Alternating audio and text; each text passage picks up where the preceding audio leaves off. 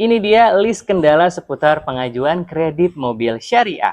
Kita disclaimer dulu nih, kita di syariah itu tidak mau mengakali data. Jadi kalau misalnya om, tante itu datang untuk kredit mobil syariah, kita akan jauh lebih ketat dan lebih patuh terhadap data. Tidak sama seperti leasing pada umumnya atau yang konvensional, akan dicari caranya gimana caranya, mau halal, mau haram, pokoknya bisa kredit. Enggak, kita nggak main seperti itu. Tapi tenang aja, bukan berarti kita nggak fleksibel. Kita bisa cek dulu datanya, kalau ada yang kurang-kurang nanti kita coba bisa bantu kondisikan, kita lengkap. Tapi dengan cara yang legal dan sesuai dengan syariah. Oke, kita bahas apa aja sih sebenarnya yang biasanya jadi kendala. Yang pertama, kita akan bahas dari data pengajunya dulu. Ini ada beberapa hal yang kita akan bahas. Dan yang paling penting, poin nomor satu, itu adalah slik bermasalah. Itu yang biasanya sering kali menjadi hambatan. Kenapa sih nggak bisa di-approve kreditnya? Misal, lagi ada kredit nyangkut nih, atau kreditnya lagi nggak lancar, kolektibilitasnya 2 sampai dengan 5. Kalau 5 nih kita sudah sangat berat untuk bantu. Tapi kalau misalnya 2, 3 atau ada bukti lunasnya, itu insya Allah kita bisa bantu. Walaupun sebenarnya si kredit ini pun bukan karena diri kita sendiri. Misal itu data dipinjam kepada orang lain. Nah, itu akan kita lihat case by case-nya. Tapi secara default kalau misalnya slik atau BJK-nya lancar, insya Allah kita bisa bantu, utamanya dengan status call 1 atau lancar. Yang kedua, DP dan cicilan di bawah standar. Memang idealnya itu sesuai dengan DP dan cicilan yang kita telah tentukan, sesuai dengan mobilnya, sesuai dengan tahunnya. Nah, kalau misalnya DP-nya ada di bawah ketentuan kita atau cicilannya ada di bawah ketentuan kita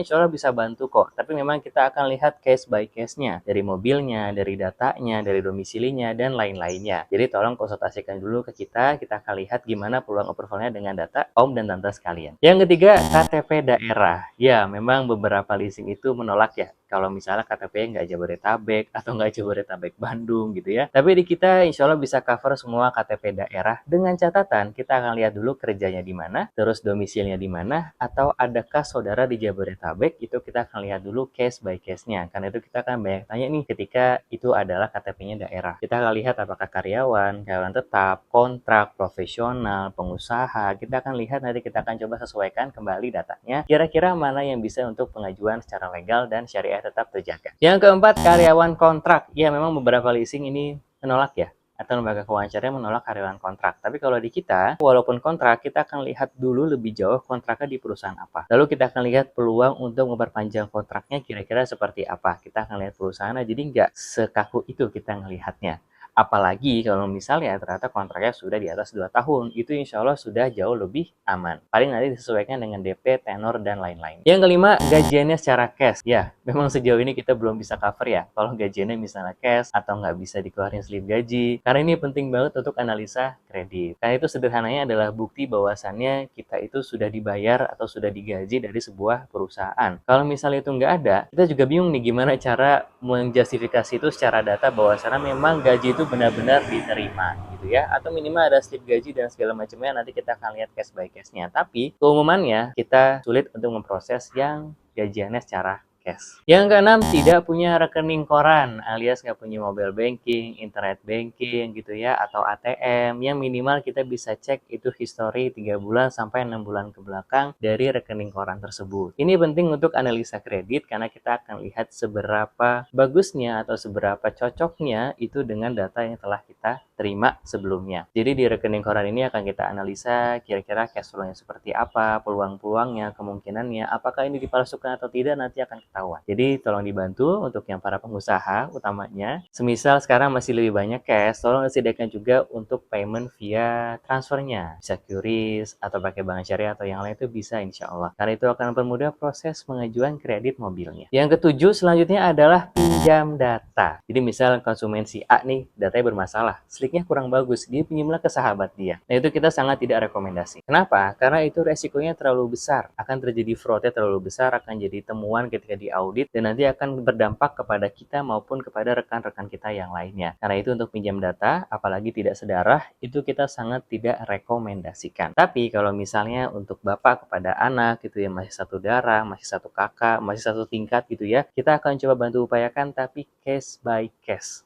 ya. Disclaimer case by case, kita nggak bisa berikan harapan terlalu banyak, kita akan lihat dulu datanya dan seberapa kuat data tersebut. Yang kedelapan, rasio kreditnya mepet. Jadi kalau misalnya penghasilannya sekitar UMR, anggaplah 5-6 juta, sebenarnya maksimalnya itu 50%, berarti 2,5 juta rupiah. Kita sebenarnya rekomendasi cicilannya di bawah itu, di bawah 2 juta. Tapi akan beda kalau misalnya penghasilannya sudah 20 atau 30 juta, itu setengahnya aja udah sekitar 10-15 juta. Itu nanti bisa diamankan. Dan memang untuk mobil yang pengen dibeli, harganya itu bisa dilihat dari kemampuan DP dan cicilannya. DP yang punya berapa, nyicilnya yang punya berapa, akan ketemu nih nanti mobil yang ideal seperti apa. Kamu bisa WhatsApp kita, japri kita, nanti kita akan jelaskan arahannya seperti apa dalam mencari mobilnya. Yang kesembilan, blacklist data dan pekerjaan. Ya, kami mengakui ada beberapa KTP di daerah tertentu yang di blacklist ya. Dan ini keumuman di leasing. Kenapa? Simpel alasannya karena ketika ditagih, ketika misalnya lagi ada kendala pembayaran gitu ya, kita hubungi, kita datengin baik-baik, tapi lebih galak yang ditagih gitu. Atau mungkin bisa masuk tapi nggak bisa keluar. Sama yang kedua, ada beberapa profesi pekerjaan yang sebenarnya bisa dan boleh, tapi dihindari karena lebih galak dia daripada kita. Itu ada beberapa. Tapi di Syariah ini kamu nggak perlu khawatir kok. Selama kamu kooperatif, selama kamu misalnya oke-oke aja dengan semua persyaratan, bisa dilengkapi mulus prosesnya, insya Allah kita bisa bantu. Yang penting kuncinya adalah kooperatif. Itu dari data pengajunya. Sekarang kita akan bahas dari data kendaraan yang mau dikredit. Nah, ini juga ada nih beberapa data yang harus dihindari atau akan memperlambat atau memperpanjang proses dari kredit tersebut. Yang pertama, datanya itu bodong atau palsu. Ya, jadi tim kredit kita itu bisa cek ini mobil ranmor atau bukan, ini BPKB-nya asli atau bukan, ini mobil bener-bener mobil sesuai atau enggak dengan surat-surat atau enggak, mungkin rangkanya dengan legalitasnya beda, nomornya atau nomor mesinnya beda, itu bisa ketahuan kok. Dan ada baiknya ini dihindari karena akan memperpanjang proses dan mungkin kita akan rekomendasi untuk ganti unit mobil yang lainnya. Yang kedua, BPKB-nya itu ada di leasing, alias bahasa kita biasa kita sebut sebagai nyangkut. Ya, ini masih nyangkut di leasing, masih berjalan cicilannya atau cicilannya sudah tidak dibayarkan tapi udah mandek terus mau dijual. Nah, ini agak panjang prosesnya. Bisa, tapi kita akan lihat dulu seperti apa yang sudah berjalannya. Ada di leasing mana, dengan total akhirnya berapa, dengan dendanya berapa, kita akan lihat case by case-nya. Bisa tapi agak panjang prosesnya ya. Yang ketiga, mobilnya atas nama PT atau perusahaan. Ya, walaupun ada SPH-nya, tapi kita akan lakukan banyak validasi data. Jadi kalau misalnya ada data PT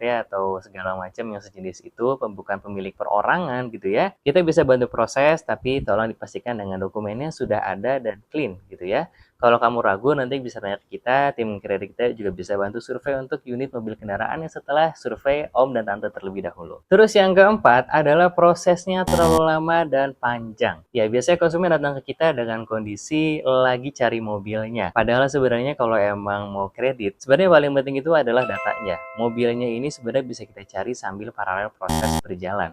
Kenapa? Karena kalau misalnya kita udah dapat mobil nih, terus kita udah ngelakuin booking unit atau reservasi, kita akan kejar-kejaran dengan waktu pengumpulan data dan pemrosesan data. Kalau lancar, itu sebenarnya dari mulai slik sampai dengan terima unit mobil itu 5 hari. Tapi kalau misalnya ada kendala di pemberkasan, ada kendala di antrian slik, ada kendala di mobil ini segala macam, itu bisa memperpanjang dan akhirnya mereka nggak mau atau mendelaykannya. Karena itu tolong dipastikan ketika ingin mengkredit mobil, datanya dulu aja deh kita lihat, kita cek dulu. Habis itu baru nanti kita bebaskan untuk mencari unit mobilnya. Karena akan lebih mudah ketika sudah di-approve, kita tinggal datang cek unit. Om, saya cocok sama unitnya, harga saya nego sekian, dan saya akan beli secara kredit, tapi saya sudah di-approve nih datanya. Jadi kalau Om oke, hari ini atau besok datanya saya submit, lalu besok kali kita akad, Om bisa segera terima uang. Gitu kurang lebih. Seputar kendala di kredit mobil, memang ada banyak banget nih. Nah, Om dan Tante kalau bingung bisa tanya kita aja langsung ke nomor WhatsApp, di nomor yang tertera di layar, atau juga bisa cek di website kita di www.amanahauto.id.